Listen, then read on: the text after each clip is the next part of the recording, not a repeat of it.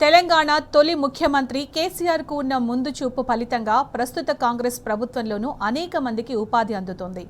BRS ప్రభుత్వం వేసిన అభివృద్ధి బీజాలు ఒక్కొక్కటి వృక్షాలై సత్ఫలితాలిస్తున్నాయి. మాజీ మంత్రి కేటీఆర్ కృషితో సిరిసిల్లలో ఏర్పాటైన టెక్స్పోర్ట్ ఇండస్ట్రీస్ ఇందుకు మరో నిదర్శనం. ఇప్పటికే కిటెక్స్ ఉద్యోగాల భర్తీని ప్రారంభించింది. తాజాగా టెక్స్పోర్ట్ పరిశ్రమ ఉత్పత్తిని ప్రారంభించేందుకు సిద్ధమైంది.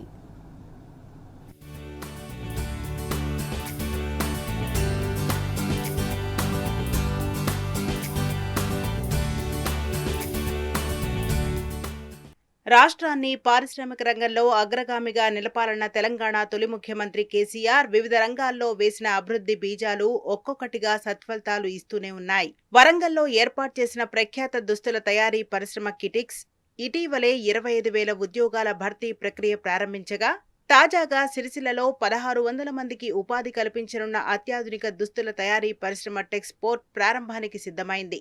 పరిశ్రమల శాఖ మాజీ మంత్రి, Sircilla MLA, BRS working president KTR ప్రత్యేక చొరవతో అపారెల్ పార్క్ సాకారమైంది. శుక్రవారం ఈ పరిశ్రమను పరిశ్రమల శాఖ మంత్రి శ్రీధర్ బాబు ప్రారంభించనున్నారు.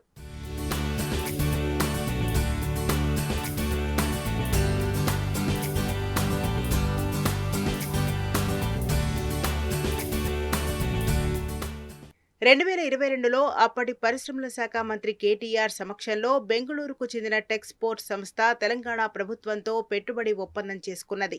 ఇందులో భాగంగా సిరిసిల్లలోని పెద్దూరు అపారెల్ పార్క్లో కేసీఆర్ ప్రభుత్వం ఈ సంస్థకు 7.42 ఎకరాల భూమిని కేటాయించింది. 62 కోట్ల రూపాయలతో 1.73 లక్షల చదరపు అడుగుల విస్తీర్ణంలో టీజీఐఐసీ బిల్ట్ టు సూట్ యూనిట్ను నిర్మించింది. పారిశ్రామిక షెడ్లు, విద్యుత్ సరఫరా లాంటి మౌలిక సదుపాయాలను రాష్ట్ర ప్రభుత్వం కల్పించగా, టెక్స్పోర్ట్ ఇండస్ట్రీస్ 40 కోట్ల రూపాయలతో యంత్రాలతో పరిశ్రమను ఏర్పాటు చేసింది.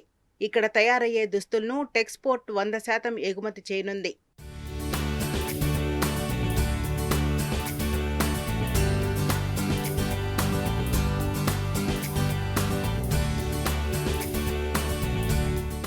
సిరిసిల్ల కార్మిక క్షేత్రానికి 4 మంత్రులు వస్తుండటంతో తమ బతుకులు బాగుపడతాయన్న ఆశతో నేతన్నలు ఎదురుచూస్తున్నారు. వస్త్ర పరిశ్రమకు గత ప్రభుత్వం రాయితీలు ఇచ్చి ప్రోత్సహించింది. మరమగ్గాలకు విద్యుత్ సబ్సిడీలు ఇచ్చింది. అయితే తర్వాత కేటగిరీ 4 నుంచి కేటగిరీ 3కు మార్చడంతో బ్యాక్ బిల్లింగ్ కట్టాలని సెస్ అధికారులు నేతన్నలపై ఒత్తిడి తెస్తున్నారు. కరెంట్ కట్ చేశారు. దీంతో కాంగ్రెస్ సర్కార్ వస్తే బతుకులు ఇట్లా ఆగమైతాయని అనుకోలేదంటున్నారు నేత కార్మికులు. సెస్ మొత్తాన్ని కట్టలేక సాంచాలు అమ్ముకునే పరిస్థితి వచ్చిందని, బ్యాక్ బిల్లింగ్ మొత్తానికి రద్దు చేసి యూనిట్కు ₹2 చొప్పున బిల్లులు వేయాలని కోరుతున్నారు. నేతన్నల సమక్షం కోసం కేసీఆర్ ప్రభుత్వం అమలు చేసిన పథకాలన్నీ యథావిధిగా అమలు చేయాలంటున్నారు. కార్మికుడిని యజమానిగా మార్చాలన్న ఉద్దేశంతో ప్రవేశపెట్టిన వర్కర్ టు ఓనర్ పథకాన్ని వెంటనే అమలు చేయాలని డిమాండ్ చేస్తున్నారు. అటు మహిళా సంఘాల కోసం తయారు చేస్తున్న చీరలకు కూలీ రేట్లు నిర్ణయించాలని నేత కార్మికులు కోరుతున్నారు.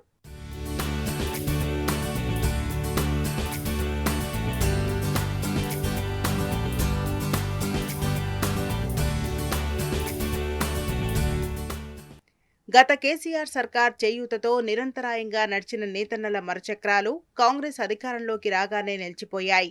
30 మంది వరకు ఆత్మహత్య చేసుకున్నారు. అయినా ప్రభుత్వం స్పందించలేదన్న విమర్శలు వ్యక్తమవుతున్నాయి. బతుకమ్మ చీరల ఆర్డర్లు కూడా లేకపోవడంతో చాలా మంది ఉపాధిపై దెబ్బపడింది. ఈ నేపథ్యంలో మంత్రుల పర్యటనలు కేవలం నామమాత్రంగానే ఉంటాయా, లేక సమస్యల పరిష్కారానికి నిర్మాణాత్మకమైన చర్యల దిశగా అడుగులు పడతాయా అని నేతన్నలు ఎదురుచూస్తున్నారు.